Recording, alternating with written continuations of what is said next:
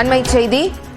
அசோக் நகர் பள்ளியில் நடந்த நிகழ்ச்சி தொடர்பான சர்ச்சை வளர்ந்து வரும் நிலையில் தற்போது பார்வை மாற்றுத்திறனாளி ஆசிரியர் சங்கரை அவமதித்ததாக மகாவிஷ்ணு மீது மாற்றுத்திறனாளிகள் புகார் அளித்திருக்கிறார்கள். சைதாப்பேட்டை காவல் நிலையத்தில் புகார் அளிக்கப்பட்டிருக்கிறது. கூடுதல் விவரங்களோடு செய்தியாளர் கோகுல் நம்மோடு இணைப்பில் இருக்கிறார். கோகுல், இந்த குறிப்பிட்ட விவகாரத்தில் அவர் மீதான புகாருக்கு என்ன முகாந்திரம், என்னன்னு புகார் கொடுத்திருக்காங்க?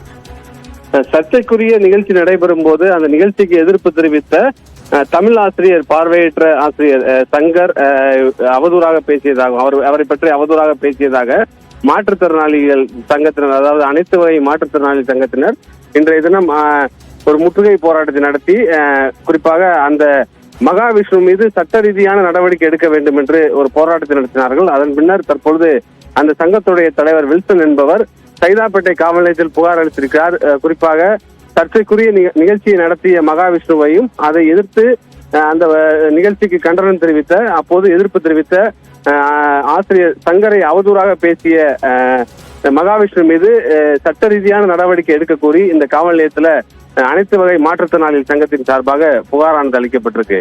ஜெனிஃபர், விரிவான தகவல்களுக்கு நன்றி கோகுல்.